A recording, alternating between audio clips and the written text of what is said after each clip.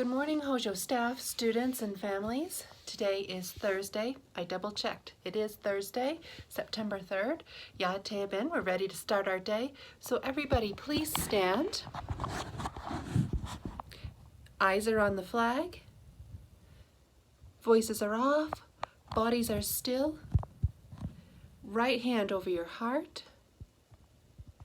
I pledge allegiance to the flag of the United States of America and to the republic for which it stands, one nation, under God, indivisible, with liberty and justice for all.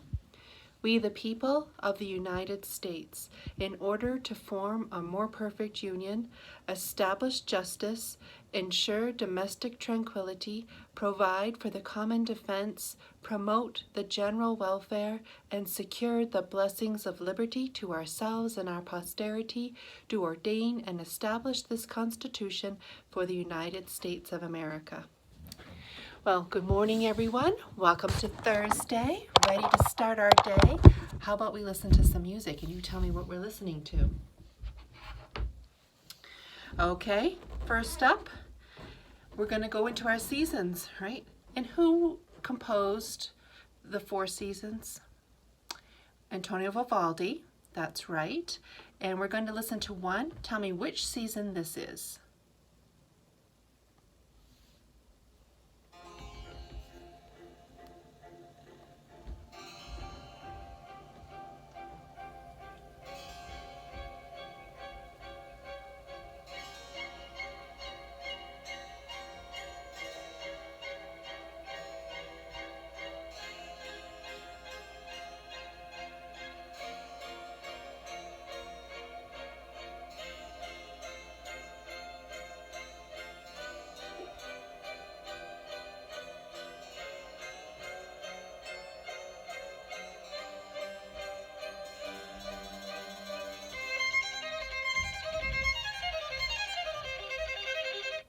Okay, friends, which season was that? Did you feel cold? Could you hear the snowflakes? Could you hear the wind? That was winter. How about this one?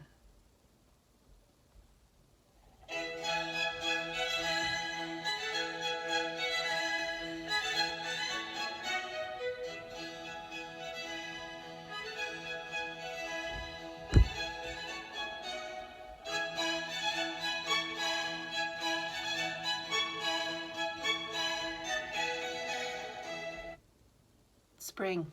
That's right. Vivaldi, Four Seasons, Spring, which leaves us with the one left that we have been studying and the one for this week.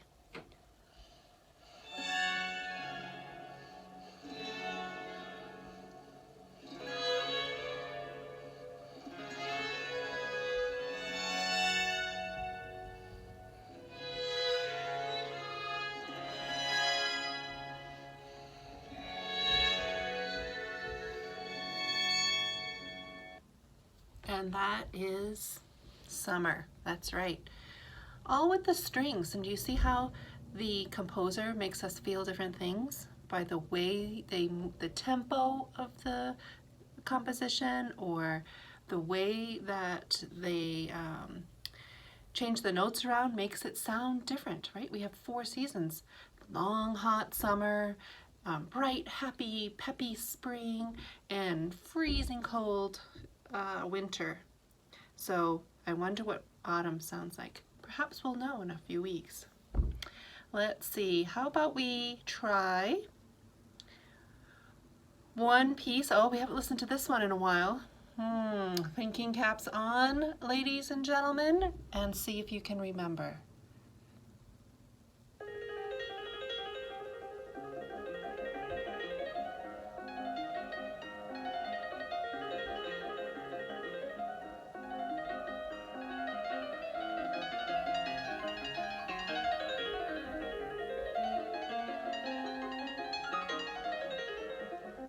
That was some fast piano playing. And do you remember the name of this piece? Minute Waltz by Chopin. That's right. If you remembered that, good job. That was sort of towards maybe in February when we listened to that, and we didn't get to practice it very much, so good job. But let's not forget this one.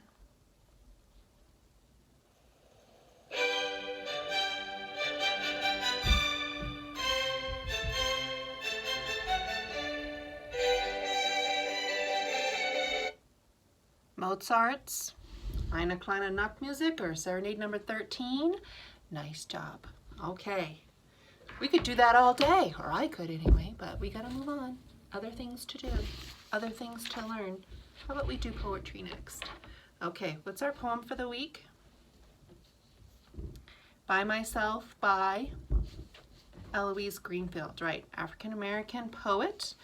And we're reading this poem. Let's see, at the end, I'm going to slow down and see if you can fill in the blanks at the end of each line. By Myself by Eloise Greenfield. When I am by myself and I close my eyes, I'm a twin. I'm a dimple in a chin. I'm a room full of toys. I'm a squeaky noise. I'm a gospel song. I'm a gong. I'm a leaf turning red. I'm a loaf of brown bread. I'm a whatever I want to be and anything I care to be. And when I open my eyes, what I care to be is me. And hopefully you were able to do part of that with me today, because we've done it a few times this week. If you were in 3rd grade, you would have been memorizing that poem. So hopefully our 3rd graders were practicing that. Or if I could hear my 3rd graders from last year or the year before shouting it out. See, once you put something in your brain and you keep it in there, then you can reflect on it later because it's saved for you. Just like if it was on your computer, you know, you can go back and you can look at something that you save on your computer. You put it in your brain and you can go and look at it and think about it anytime because all the words are there. So that's why we're memorizing things like the Gettysburg Address, right? 407 years ago. I bet you there are some people finishing that sentence. Nice job. We'll go back to that, and that's why we remember the preamble to the Constitution. Those are important documents for us to know and to have in our head. Okay, so we talked about a new artist for this week, and if you look over my shoulder one way or the other, peeking up over the chair, because it's such a tall picture, you can see, who's that back there? That's the Mona Lisa. That's right. Mona Lisa by Leonardo da Vinci, who also painted this called The Last Supper. That's right. And there's lots of curious things about this picture.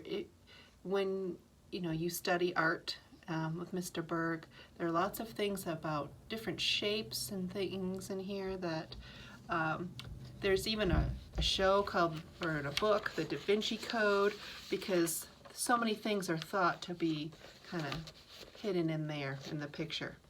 I don't know about it, but it's still a beautiful picture, right? And whoops. And this one here, Vitruvian Man. Remember, it's hard to see, but you can see there's a square all the way around and a circle.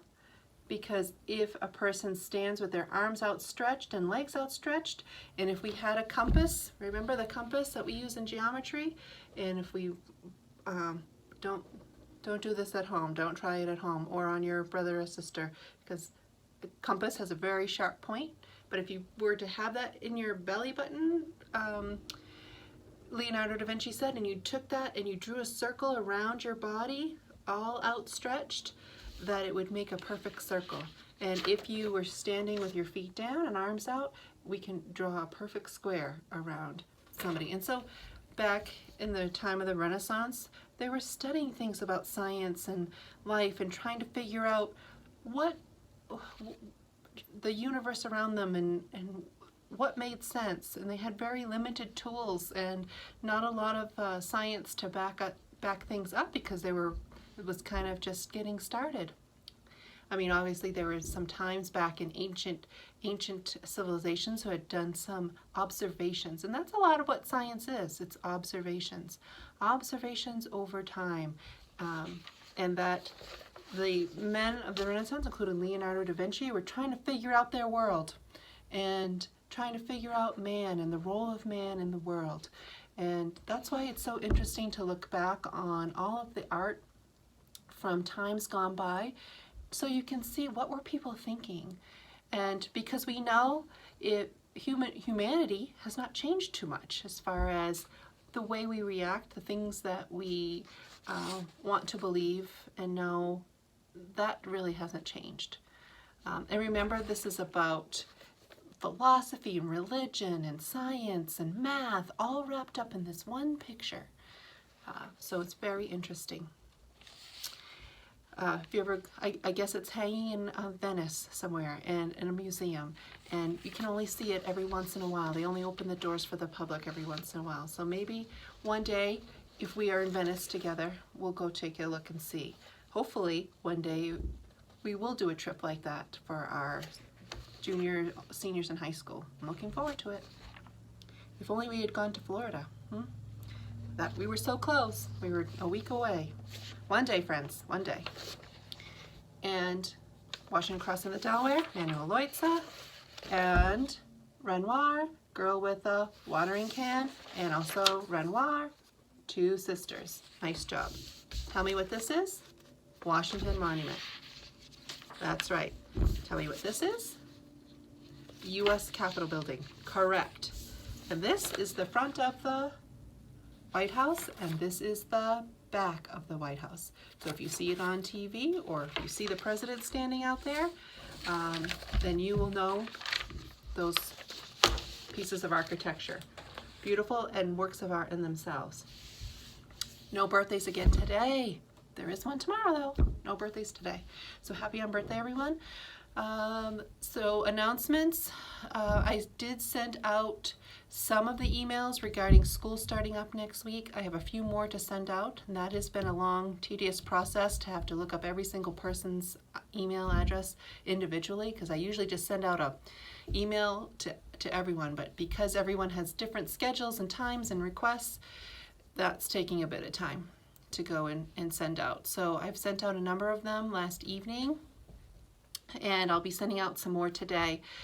If you do not receive an email by the end of the day today, and you did want to come back to school for some in-school time, please reach out to me and we can make that arrangement.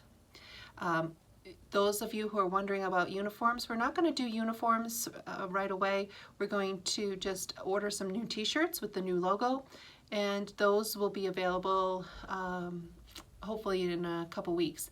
And then we'll do a uniform rental agreement like we did last year, so everyone can get a t-shirt. But if you want more of them, then we'll tell you how you can get more if you want more than just one. We do have a few Chromebooks left. If you have not picked up your Chromebook, you may do so. We also have the 7th grade Fahrenheit 451 and the Treasure Island books have come in if you wanted to pick up those so that you can read them on your own rather than watching them on the screen. Plus those are yours to keep anyway, because all Hojo students are given a library of books so that when you graduate you have all the books you've read, all the way from, I think Aladdin is the first one that you read on your own or is given to you to read on your own. And then you'll have Black Beauty and a number of Farmer Boy and a number of books in 3rd grade, all the way up to high school when you graduate. So all of the books you read, Treasure Island, Robin Hood, King Arthur, Secret Garden, Alice in Wonderland, Homer, all of those books that you're reading, you will have in your collection. So those are yours to keep. No other announcements that I can think of right now, so let's do our student pledge. I will do the good, I will learn the true, and I will love the beautiful. And I hope you have a great day today.